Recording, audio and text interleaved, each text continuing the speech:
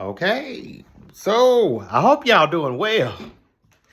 This week has been something serious, and I mean for real, for real.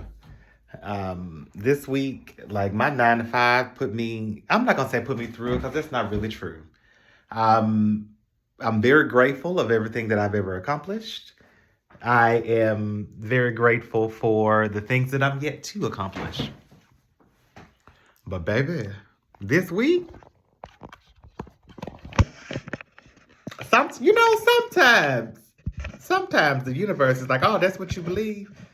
Okay, let's test that theory. Anyway, come on, sit down with me. Let's talk about this week. So, whew. So there was quite a bit of going on, and if you're in leadership in corporate America, you know exactly what I'm talking about. There's often competing priorities, and sometimes leaders are not always on the same page. And I don't think that they always understand that when you're giving out mixed signals or mixed things, or if you're implementing processes based off of something that is not factual, you have no idea. Like you can do that once or twice. Okay, fine. Your team can recover, your department can recover. But when that becomes the norm, your people are not going to want to trust you because they don't know what direction, they don't know what version of you they're getting. And so I had some hard decisions this week because, of course, I've built my life on being authentic, being me, and being able to speak up in these rooms. And this is the part where I was talking about the universe, because the universe is like, oh, okay, you want to be authentic? Prove it. You for real? You said what you said last week now. Now this week, I'm gonna put you in a position to prove that. And I mean, early on, like I'm sitting quiet because I'm like, y'all don't care what I got to say. You've already made up your mind on the direction that you're going in. And I'm just like, okay, fine, I don't care. Like I care, don't get me wrong, but you've already made the decision. So I have to monitor my care factor. And if you've already made the decision, then fine. Give us a direction. Let's execute. Let's go. But there were many scenarios throughout the week, but the main one that really rubbed me the wrong way is I'm being quiet and on the calls, just listening. But you then ask me my opinion. Don't ask me, and I don't care if it's personal or professional. Don't ask me my thoughts, my opinions, if you're not ready to hear it. And I realized that a lot of people, and I did a couple of videos about it this week, but I realized that a lot of people, like we talk about authenticity. We love the idea of authenticity until you bump up against somebody that's authentic, that has boundaries, that has integrity, that says it professionally, like with true decorum and like tactfulness. You can't handle that because you don't have anywhere to run or hide behind what they've said.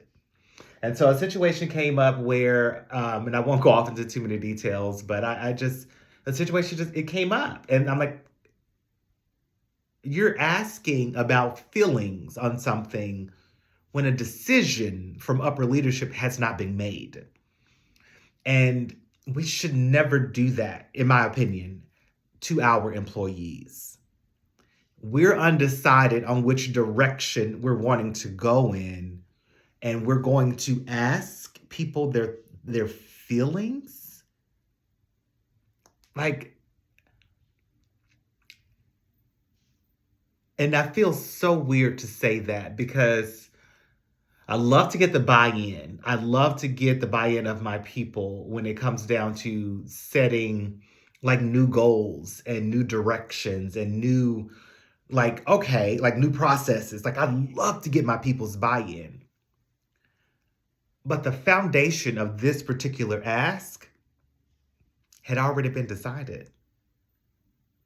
So why would you play in their faces by asking them their opinion?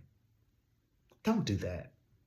That's we in my like very quickly what I immediately went to is that we're losing the humanity of our job. You're dealing with human beings here. And if you're gonna dictate something, just be bold enough to decide it and move on. But don't play in their faces as if they had a true option. Don't do that. This is a person that we're talking about here. And so that was my week from a leadership perspective. And, it's okay. It forced me to speak up. It forced me to get a little more bold to prove that authenticity at the end of the day, this is what you pay me for. It forced me to practice what I'm preaching. At the end of the day, is what is exactly it did, and I'm okay with that. It is what it is. It didn't change anything. It did not change anything whatsoever. But I was like, at the very least, I would hope that the leaders recognize, like, no, if you're going to ask me, I'm going to give you my opinion. Period. What you do with it is on you. But then moving on, kind of midweek, which is so weird. And we had talked about my husband's niece's graduation last weekend. I think she contacted us on Saturday to go Sunday, and I didn't go. I made a conscious decision to not go because I had to reset my nervous system. Well, we got invited to two other graduations. Actually, my mother messaged me about two other graduations going on this week. Both of them, I think, were Thursday. I got told about them on Tuesday. My old self would have tried to go in to maneuver schedules around and to be there to support. But I'm like, who I am now? Mm-mm. And I don't even mean that in a mean or disrespectful way. And I don't even think the people that invited us at the last minute were being mean or hurtful. I don't think that was the intent at all. And if I truly believe that that was not their intent, that means that I need to take a conscious step to see what it is that I want to do within that situation. And again, I had to make a conscious decision to not show, to not be present, to not rearrange my schedule. Like that was a purposefully done thing. Like I just couldn't. I just, even the thought of trying to rearrange my schedule that late in advance, like that late in the game, it gave me anxiety. And so that was like a mental clue for me to like, oh, stop, Jimmy, pause. What is it that you want to do in this moment? And I did, again, made a conscious decision to not go at all. And I had to be okay with that. I don't know why they kept showing up. Same thing with my niece, I think, wanting to do something this Friday. And I'm just like, I couldn't. Like, had you told me, I would have made the preparation. You didn't tell me. And so now I think that was also 2 days because she told me on Wednesday and the thing was Friday. Can't make it. Can't do that. Like, I'm sorry. Like, can't do that. So I don't know if, again, the universe is just like, hey, you said all that fun stuff in those videos, but did you mean it? Let me put you to the test. Anyway, just joking about that. I don't believe the universe tests us. I think the universe is too grand and just abundant to be worried about testing us. And so I truly don't believe that. So it's definitely a joke. But yeah, that situation, that scenario just kept coming up this week. And so it was interesting. So yeah. At the end of the day, I think one of the most things that I'm proud of that happened this week is a coworker of mine's reached out and she was just like, hey, you know that game you recommended, Overcooked, that you spoke about? And I was like, oh yeah. And she said, I bought it and I played it with my son and it was the most fun that we've had. She went on to talk about the thing because her son, I think, is 8. And so they went on to talk. She went on to talk about all of the things that they kind of encountered, and it started out easy, and all of a sudden, got to some hard levels, and like it was just crazy. But it is a game that my husband and I we play, and it helps us with our communication, even though that's not why we bought it. but it definitely helps us with communication. It teaches us like how the other person responds under pressure, and like when we have a common goal and how we communicate with one another. And so when those things do pop up in our real life outside of the game, we're kind of able to recall those events and know how to handle it. Like that's kind of what we use it for, but it is a fun game. It definitely tests you. It whew, they are not a sponsor, but if you do any YouTube video of Overcooked 1 or 2, it tests you. And so my point is having the conversation with her, completely forgot that I had even brought it to her attention. Don't even know what setting that I even brought it to her attention in and why. But to be able to sit there, and I was driving home, I guess that was Thursday. I was driving home and recognizing, being so grateful that the life that I've built has truly been built on a foundation of authenticity. Because I forgot again that I'd even said that to her. Don't even know why I said it to her, but it was factual information. I wasn't saying it to her to hijack a jumpstart a relationship, or to lie about how my husband and I operate, or because sometimes when you are, especially at work, sometimes you hardwire these connections, I think is what Brene Brown calls it.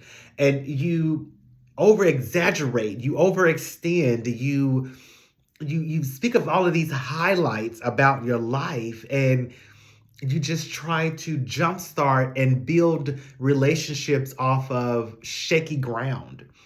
And I don't do that. Like if I'm talking to you about whiskey, yeah, honey, we can talk.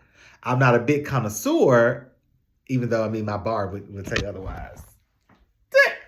Don't judge me, okay? But like I know what I know. I don't know it all, but I know what I know. Same thing with tequila, same thing with modeling, same thing with the podcasting, and want to talk about logistics and leadership, which is another, like, I really love leadership. So all of these things that make up me, if I'm ever having a conversation with you about it, it's coming from a genuine place. It's coming from an authentic place. Like if I've said it, I've lived it. And if I haven't lived it, honey, I'm not going to fake it. No reason to do that. And so when this came up out of nowhere, completely out of nowhere, promise you it was out of nowhere. We were actually venting about a previous meeting that we had had. And this came toward the end, and it definitely lifted up the spirits of the conversation. But for her to do that, for me to reflect on what was happening, it just made me grateful. It made me so grateful to just be me. And so if anything this week has taught me, is to never stop being me. Don't fake your way into rooms. Don't fake it till you make it. Nope. Mm-mm. If you're not feeling it, damn it, say it. Say it professionally. Do it professionally. Have your foundation. Keep your integrity. But don't fake it. It ain't worth it. That's just another lie that you're going to have to remember in the event that it comes back up. And who has time for that? I don't. Hell. I got 2 books out here. I got podcasts to run. I got videos on here to make. I got inspirational videos to put on TikTok. I have a the car rental business. I have a marriage, baby. Plus, I have all of my employees. I don't have time to lie and build a life off of a lie. And so I'm very grateful for this week. 9 to 5, child, whatever. You're just teaching me that I need to keep growing in other aspects. But ending result, knowing that I'm showing up every day, just me, honey, I wouldn't want to have it any other way. That's my week in a glance. I hope you guys had a good one. And I know y'all out there like me and still just becoming. But anyway, I'll see you guys on the next one. Yeah.